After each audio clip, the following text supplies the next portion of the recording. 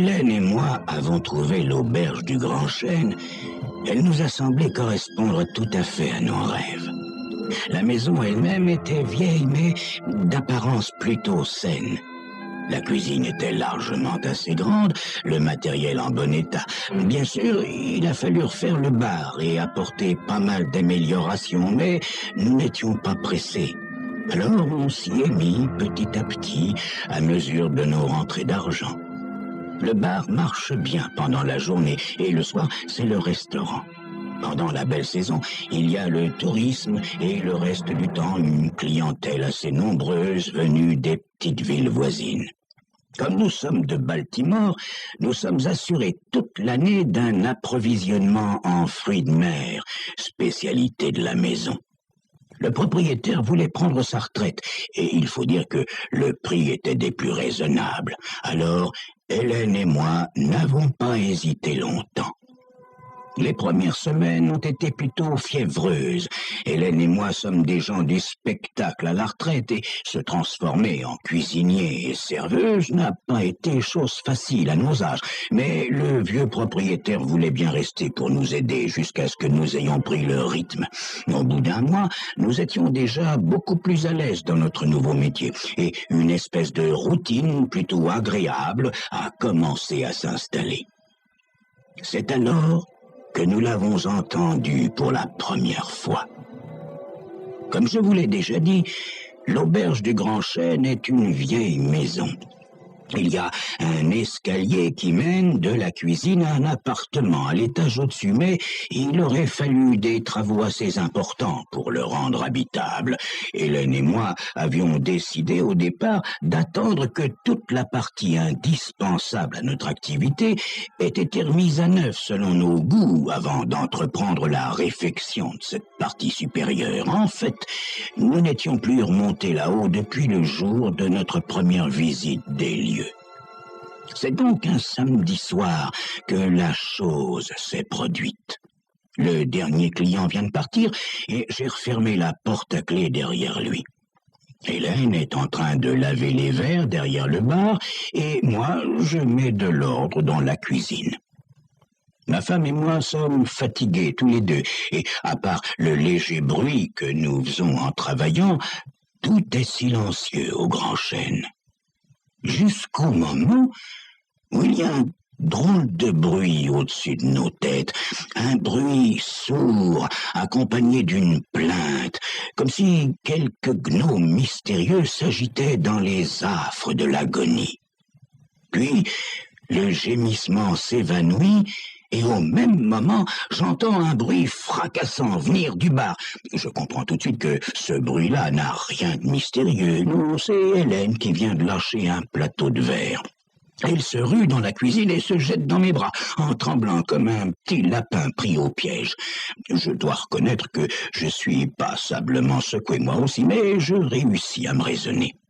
Nous avons été très occupés ce soir-là, et il est possible que quelqu'un, parti à la recherche des toilettes sans que nous le remarquions, ait traversé la cuisine, monté l'escalier et se soit endormi dans l'un des vieux lits de l'étage au-dessus, car il n'y a pas d'entrée indépendante en haut et personne ne peut donc s'y introduire par effraction. Je réussis à calmer Hélène, puis j'allume toutes les lumières dans l'escalier et je monte. J'entre dans la première des chambres, m'attendant à trouver un homme ivre sur le plancher. Mais non, rien. Je regarde sous le lit, dans les toilettes, je fais pareil avec les chambres voisines. Toujours rien. Il ne me reste plus qu'à descendre rassurer Hélène. Je ne sais pas si j'ai l'air très convaincu en lui expliquant que le bruit devait être causé par un déplacement de poutres dans la vieille maison ou que les vibrations d'un camion qui passe sur l'autoroute ont dû faire tomber un objet quelconque. Hélène finit pourtant par se calmer et quand nous avons fini de balayer les débris de verre, nous nous mettons à rire comme des gosses. Nous rions encore en sortant de l'auberge. Hélène monte dans la voiture pendant que j'éteins toutes les lumières de la maison. Et c'est juste au moment où je tourne la clé dans la serrure que j'entends, venant d'en haut, Le ricanement le plus dément qui soit jamais sorti de nulle part. Je ferme ma clé d'une main tremblante, puis cours jusqu'à la voiture, sans rien dire à Hélène, évidemment. Les 3 semaines suivantes sont très chargées. Dans le même temps, nous faisons mieux connaissance avec les gens du coin, et nous sommes heureux d'être acceptés aussi facilement. Déjà, nous avons nos clients fidèles. Et c'est un jeudi après-midi que la chose se reproduit. Je dis la chose parce que je ne trouve pas d'autres mots. Donc, c'est un jeudi, Hélène est allée faire des courses au village et je suis seul au bar avec Cyril Rouser, l'un de nos habitués. Cyril possède une ferme à 5 ou 6 kilomètres de là. Comme ce sont maintenant ses 2 grands-fils qui s'en occupent, il a du temps à perdre et il aime bien aller le perdre au vieux chêne. Il vient de s'envoyer 2 doubles bourbons, 2 bières et 2 pâtés de crabe pour le déjeuner. À présent, il est assis au bout du bar, la tête dans les mains, probablement endormi. Et c'est à ce moment-là que j'entends le même bruit sourd, accompagné d'une plainte et venant toujours de l'étage au-dessus. Cyril lève paresseusement la tête vers le plafond et sourit. « Tiens, notre vieux copain !» Je vais dans la cuisine et me dirige vers l'escalier, mais Cyril me rappelle d'une voix un peu pâteuse.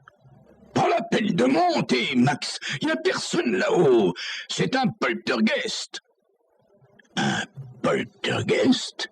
dis-je en revenant vers le bar. « Mais qu'est-ce que c'est que ça, un poltergeist? Et que diable fait-il là-haut, au-dessus de mon bar? »« Un poltergeist ?» explique Cyril d'une voix redevenue presque normale. « C'est un esprit frappeur, si vous voulez, mais il n'y a pas de quoi s'affoler. Il est là depuis que cette maison a été construite. Mon père me parlait déjà de lui quand j'étais encore tout môme.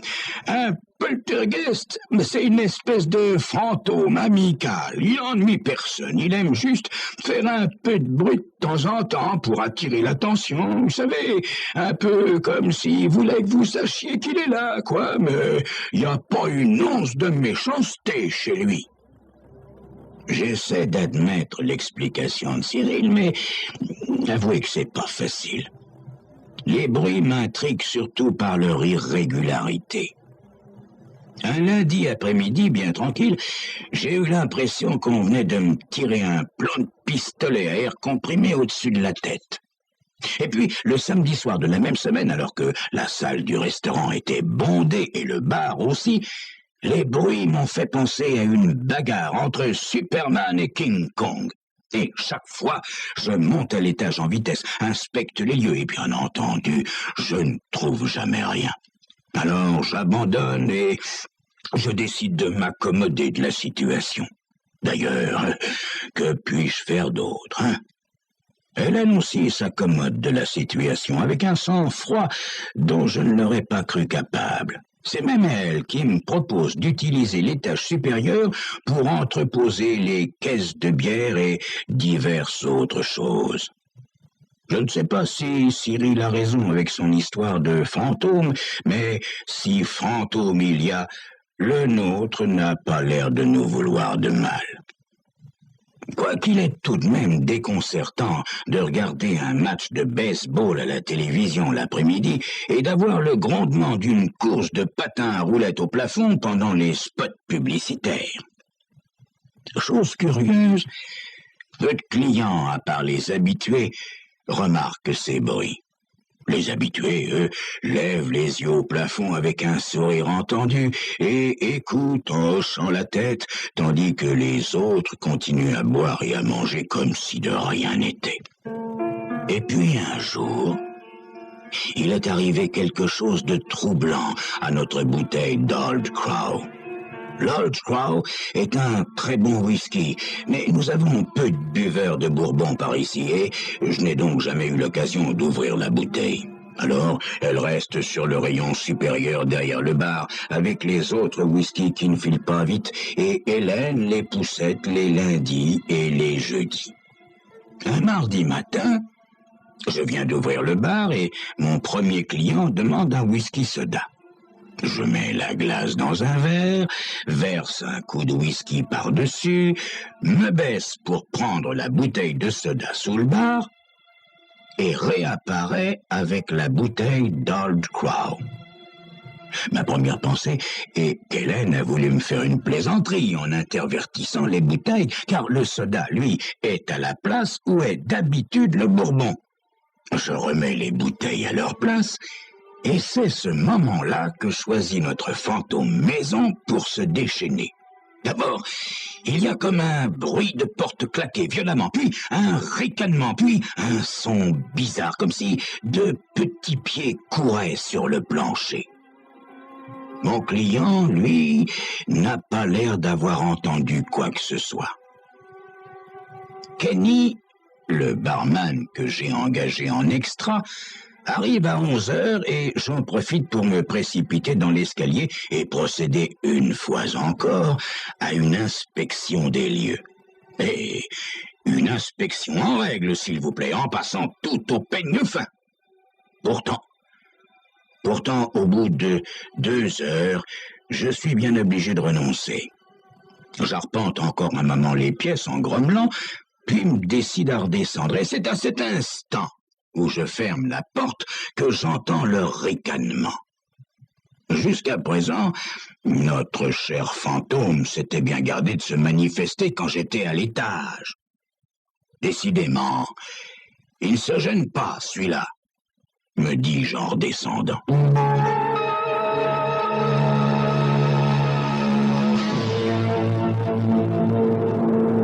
À partir de ce moment-là, la cohabitation avec notre fantôme devient une sorte de jeu. Enfin, lui, en tout cas, a l'air de bien s'amuser. La plupart du temps, la bouteille d'Old Crow est à sa place, mais il arrive aussi que je la trouve dans le réfrigérateur, ou bien coincée derrière les caisses de bière, ou encore dans la cuisine avec les assiettes. Un matin, je la découvre même perché sur le jukebox. Parfois, je me surprends à pester tout haut contre mon invisible bourreau. En général, je ne reçois comme réponse qu'un silence railleur, mais quelquefois, j'ai l'impression d'obtenir un résultat sous la forme d'un ricanement idiot. Au bout d'un certain temps, notre esprit frappeur a paru se lasser. Pendant plusieurs semaines, la bouteille reste à sa place et notre hôte invisible se fait d'une remarquable discrétion. Bizarrement, loin d'en être soulagé, j'ai l'impression qu'il me manque. C'est alors qu'en ouvrant un samedi matin, je trouve la bouteille au milieu du bar, débouchée et à moitié vide, avec, à côté, un verre pour le whisky et un verre pour l'eau, avec un restant de liquide dans le fond. Ah, cette fois, c'en est trop. Je me mets à hurler en direction du plafond. Si ces jeux d'idiots t'amusent, te gêne pas. Tu te lasseras avant moi. Mais si tu veux siffler mes alcools, prends au moins du whisky ordinaire. Celui-là m'a coûté une petite fortune. L'étage supérieur tout entier explose alors d'une série de coups sourds et de gloussements ravis. Mais je ne donne pas à mon locataire la satisfaction de monter et faire une inspection. D'ailleurs, un client vient d'entrer et l'étage supérieur reste tranquille pour le restant de la journée. Ce samedi-là est un des plus chargés de la saison et je n'ai guère le temps de songer à mon locataire fantôme. Vers 1h du matin, Hélène est si fatiguée que je lui dis de rentrer sans m'attendre. Kenny, qui a presque tout nettoyé, part une demi-heure plus tard. Les rares clients qui restent s'en vont les uns après les autres, jusqu'à ce qu'il ne reste plus que 2 buveurs attardés, dont aucun n'a l'air très bavard. Je me verse un dernier petit verre et m'apprête à les renvoyer. Tous deux me sont inconnus. Celui qui est à l'extrémité droite du bar est une sorte de maigrichon d'environ 30-35 ans, avec une vilaine cicatrice sous l'œil gauche. L'autre paraît infiniment plus jeune et il est bâti comme un monte-charge. Le maigrichon finit son verre et me fait signe de remettre ça. Puis, il dit « Un verre pour tout le monde ».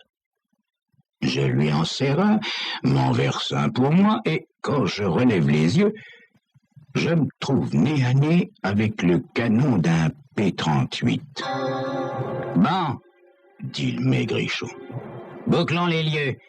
Nous ne voulons pas d'autres compagnies cette nuit. » D'après le ton de sa voix et la manière dont ses doigts sont crispés sur la crosse du pistolet, il n'a pas l'air d'être d'humeur à discuter. Il me suit dans la cuisine et tourne la clé dans la serrure de la porte de derrière. Il reste sur mes talons quand je ferme la porte latérale et la porte d'entrée. J'éteins les lumières du dehors et reviens vers le bar. Le costaud a maintenant lui aussi un revolver dans la main. Je suis coincé. « Écoutez, leur dis-je, prenez tout ce que vous voulez et partez. Moi, je ne veux pas d'ennui. » « T'entends ça, Joe ?» dit le malabar à son copain en s'esclaffant. « Il veut qu'on s'en aille. Tu trouves pas ça marrant ?» Puis il se tourne vers moi, et je sens un frisson parcourir l'échine au moment où je le regarde droit dans les yeux. « Ça t'ennuie pas qu'on finisse nos verres avant de partir, hein? Il se pourrait qu'on ait encore envie de rester là un moment. » Le costaud sourit de toutes ses dents jaunes, et ils s'assiedent tous les deux en tripotant machinalement leur verre. Je m'en verse un autre en espérant vaguement trouver le courage d'affronter la suite des événements. « Écarte-toi de la caisse, » fait sèchement le maigre. Je me dirige vers l'autre bout du bar, à l'endroit où il est assis. « Allez, prends l'argent !» ordonne-t-il à son complice. Le costaud passe derrière le bar, prend un sac en papier de dessous le rayon et commence à vider dedans le contenu de la caisse. Et tout à coup, il y a un fracas explosif venant d'en haut.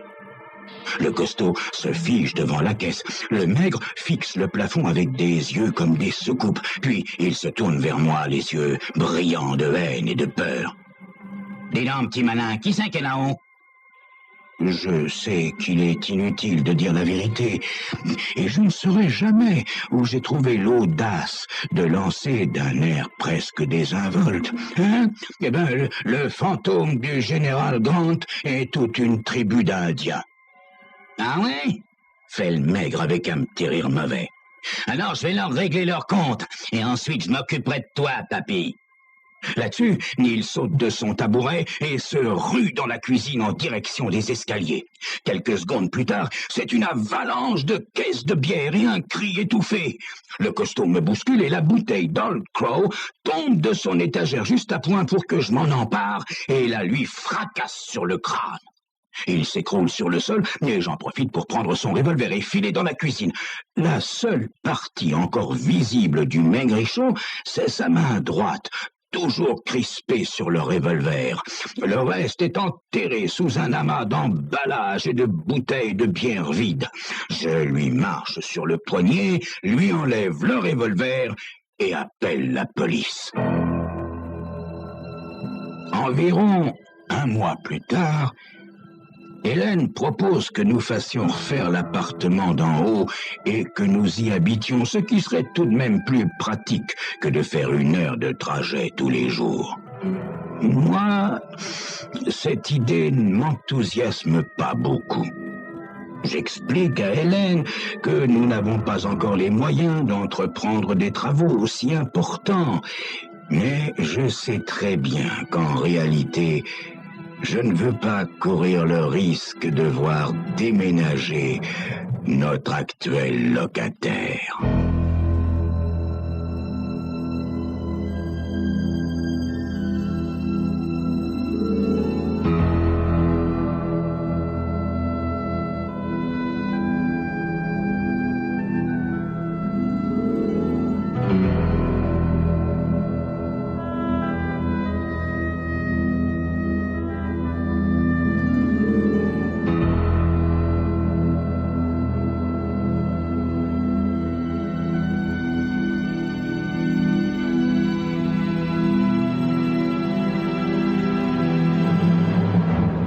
À mon avis, dit Brenda Walter, Il a dû se débarrasser d'elle. Les autres hochent la tête d'un air songeur. Elles sont 4.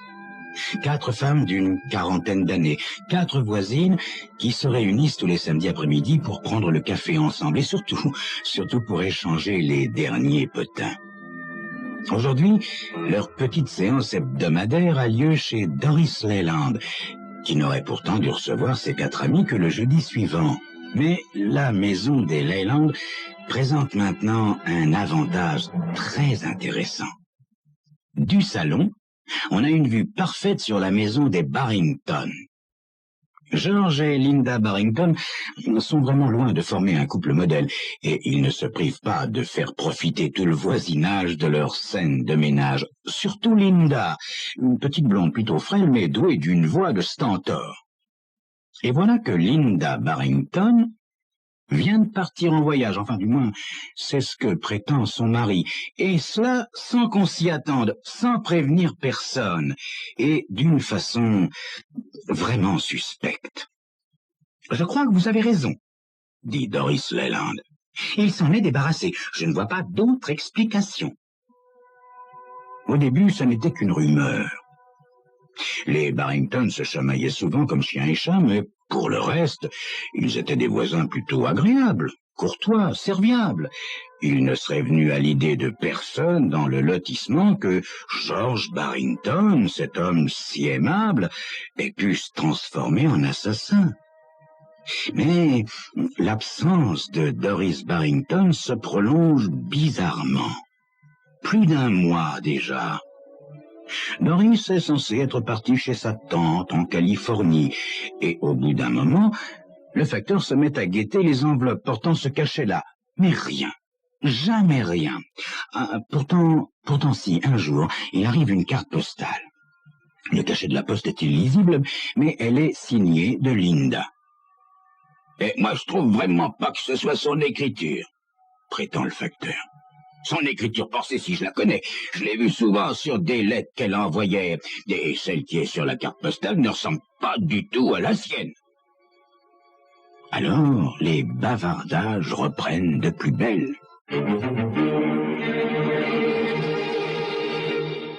Vous savez, je vais vendre la maison, dit un jour George Barrington à Doris Leyland, sa plus proche voisine. Ma femme se plaît tellement en Californie que nous allons nous installer là-bas.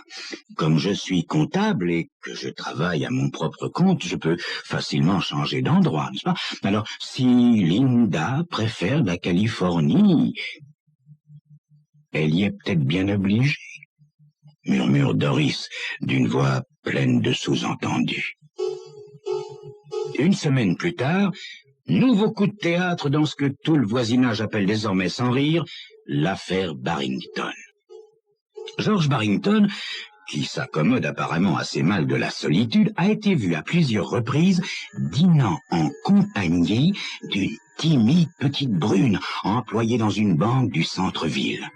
Bon, d'accord, se disent les commères, c'est peut-être pas drôle de dîner seul tous les soirs, mais enfin, si Linda Barrington est effectivement en voyage, son mari fait preuve d'une imprudence qui risque de lui coûter cher. Telle que je connais Linda, décrète Brenda Walter, si jamais elle rentre un jour et découvre qu'il y a une petite brune, timide ou pas, dans la vie de son mari, les conséquences pourraient bien être désastreuses pour lui. Là, je suis bien d'accord avec vous, dit Doris Leyland. Vous voulez que je vous dise, s'il ne s'est pas encore débarrassé d'elle, il ferait bien de le faire en vitesse. La tante de Linda Barrington est morte. Quoi? La tante de Linda Barrington est morte. C'est Susan Crawford, l'une des 4 amies, qui vient d'annoncer la nouvelle, et elle n'est pas peu fière de l'effet produit. Les 3 autres ont l'air transformés en statues de sel. C'est Doris Leyland qui reprend ses esprits la première. « Voyons, Suzanne, expliquez-vous, qu'est-ce que c'est que cette histoire de tante ?» Eh bien, voilà. Une de mes amies séjourne actuellement en Californie. Alors, bien évidemment, je lui ai demandé d'essayer d'entrer en contact avec Linda. C'est naturel, non? Nous voulions tout en avoir le cœur net et bien. Elle vient de m'écrire qu'elle n'a trouvé aucune trace de Linda et de sa tante. Et oui, je lui ai donné le nom de la tante. Eh bien, cette fameuse tante est morte. Et tenez-vous bien, mes amis, elle est morte depuis 2 ans. Un vent glacial semble balayer la pièce. Vous ne croyez pas qu'il serait temps de prévenir la police? Demande Brenda Walter. Non, dit Doris Leyland, pas encore. Parlons-en d'abord à nos maris. Et c'est ce qu'elles font, toutes les 4. Leurs maris respectifs sont mis au courant en détail, mais personne ne dit mot à la police. On se contente de surveiller, d'attendre, de chuchoter. Mais on ne bouge pas. En tout cas, pas avant cet après-midi de juin où Doris Leyland voit George Barrington pousser avec toutes les peines du monde une énorme vieille malle de bois dans la cour. Doris sort de chez elle et traverse l'allée qui sépare leurs 2 maisons. Cette fois, elle est bien décidée à en avoir le cœur net. « Voyons, Georges, susurre-t-elle aimablement, il ne faut pas vous donner tous mal par une chaleur pareille. Je vais demander à mon mari de vous aider. Non, c'est pas la peine, répond Georges sur le même ton. Non, j'ai pas l'intention d'aller bien loin avec cette malle. J'avais envie de la brûler depuis un bon moment, mais je crois que j'ai mal choisi mon jour. Il fait vraiment trop chaud. Je vais la rapporter à la cave. Cette fois, c'en est trop. Si la malle contient bien ce à quoi tout le monde pense, George Barrington dépasse les limites de la provocation. Vers 7 heures du soir, Linda prévient la police en gardant courageusement l'anonymat. George Barrington est en train de regarder la télévision tout en sirotant son café quand il est soudain dérangé par un de ces coups de sonnette impérieux comme seule la police sait en donner. Il ouvre et se trouve face à 2 représentants de la loi qui le dévisagent d'un air visiblement soupçonneux. « Monsieur Barrington ?» demande le plus âgé des 2 policiers. « Eh bien, oui, c'est bien moi, George Barrington. Qu'est-ce que je peux faire pour vous, messieurs? »« Jouez pas les petits malins, monsieur Barrington, » conseille le policier d'une voix lourde de menace. « Nous aimerions parler à votre femme. »« Ma femme? Mais elle est en Californie depuis plusieurs semaines. Pourquoi? Il lui est arrivé quelque chose? »« Monsieur Barrington, » dit le policier, « je vous engage vivement à changer d'attitude. Nous savons très bien que vous avez raconté partout que votre femme séjournait chez sa tante en Californie. Mais nous savons aussi que la dite tante est morte depuis 2 ans. Qu'est-ce que vous dites de ça, monsieur Barrington? » L'espace d'un instant, George Barrington a l'air complètement désemparé. Il regarde alternativement les 2 policiers comme s'il cherchait une réponse sur leur visage. Puis, il hausse les épaules d'un air résigné. « Entrez, monsieur. Je vais tout vous expliquer. »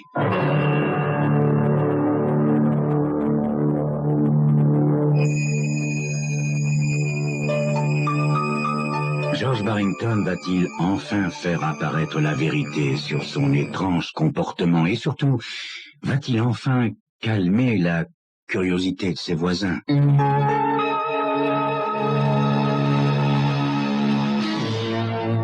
George Barrington invite les 2 policiers à prendre place sur le canapé de cuir du salon et se laisse tomber dans un fauteuil en face d'eux. Il allume nerveusement une cigarette qu'il contemple un long moment en silence. « Voilà, dit-il enfin, je serai tout à fait franc avec vous.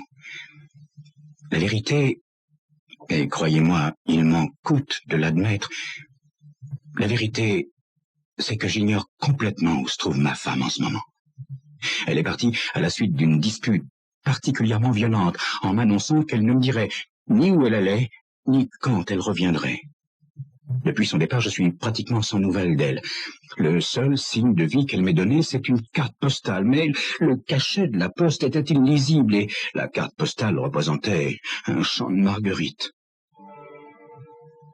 Les deux policiers échangent un coup d'œil interrogateur.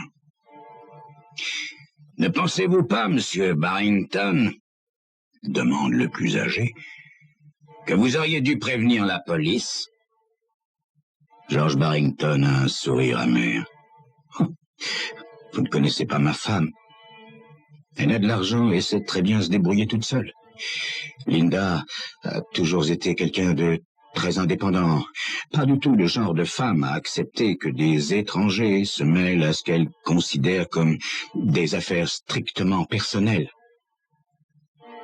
Pourtant, monsieur Barrington, vous êtes bien en train de vendre la maison et les meubles. Ah, c'est donc que vous avez l'intention de déménager. Croyez-vous pas que votre femme devrait être consultée avant que vous preniez une décision pareille? » George Barrington se redresse brusquement dans son fauteuil. Il est presque pitoyable, cet époux humilié, et pourtant il est encore fier. « Je trouve, messieurs, que j'ai attendu assez longtemps comme ça. Cette maison m'appartient et je peux donc en disposer comme il me plaît. Quand ma femme reviendra, si elle revient, eh bien, elle n'aura qu'à me rechercher. Si elle se permet de disparaître des semaines entières, j'ai bien le droit d'en faire autant, non? » Les policiers n'ont pas l'air très convaincus. Le plus jeune prend la parole pour la première fois. « Excusez-nous, monsieur Barrington, on ne voudrait pas avoir l'air de mettre vos paroles en doute, mais ça vous ennuierait-il beaucoup que nous jetions un petit coup d'œil dans la maison? » Hein? Mais pourquoi? Fait George Barrington, l'air sincèrement surpris. Je ne comprends pas. Pourquoi douteriez-vous de moi? Et d'abord, pourquoi êtes-vous ici? Que pensez-vous donc qu'il soit arrivé? Imagineriez-vous, par hasard? Il se met à rire devant l'absurdité d'une telle hypothèse. Imagineriez-vous, par hasard, que je me suis débarrassé de ma femme? Les policiers n'ont pourtant pas l'air, eux, de trouver l'idée tellement absurde. Elle leur paraît même tout à fait plausible quand ils examinent les affaires personnelles de Madame Barrington. Cette femme n'est visiblement pas partie définitivement. Une épouse ne déserte pas le foyer conjugal en laissant derrière elle autant de bijoux et de vêtements coûteux. Pourtant, George Barrington ne démord pas un seul instant de sa version des faits. Et les policiers ne découvrent aucune preuve susceptible d'étayer leur hypothèse. La grande malle de bois se révèle effectivement vide, et la chaudière qui est dans la cave semble bien mal appropriée à faire disparaître quelqu'un. En revanche, l'un des policiers remarque dans un coin du garage une hache sur laquelle on distingue encore nettement des taches de sang rouillé. Aussitôt, c'est l'effervescence, mais pas pour longtemps. George Barrington explique calmement que l'hiver précédent, il s'est coupé un doigt en fendant des bûches, et comme monsieur et madame Barrington appartiennent au même groupe sanguin, il devient assez vite évident qu'on ne saura jamais si George Barrington s'est débarrassé de sa femme en la découpant à la hache.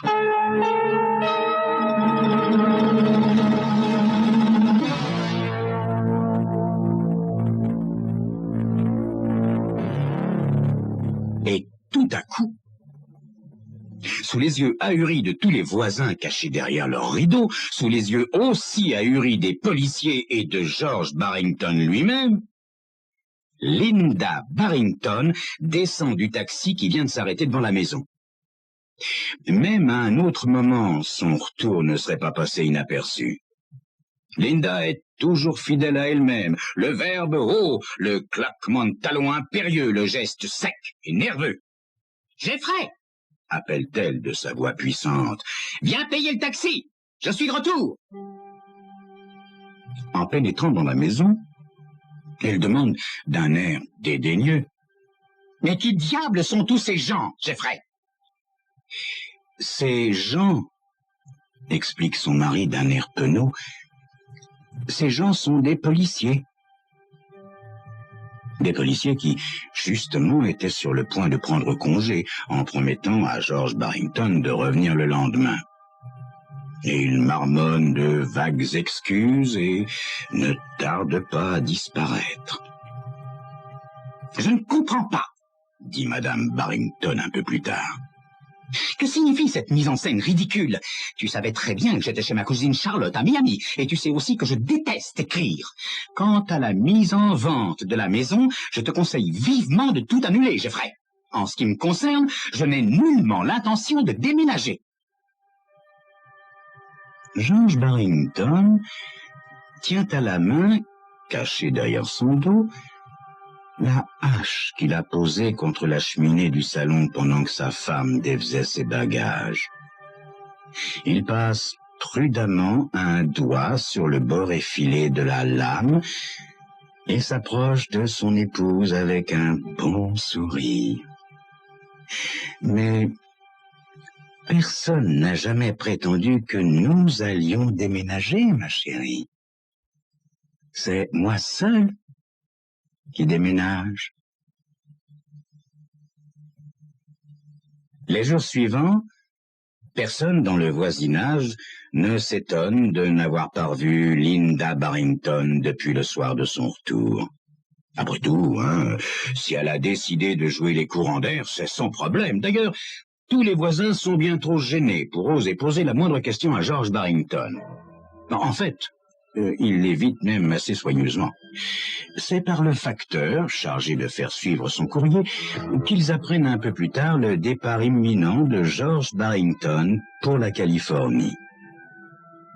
Si chacun en éprouve un secret soulagement, personne ne fait le moindre commentaire.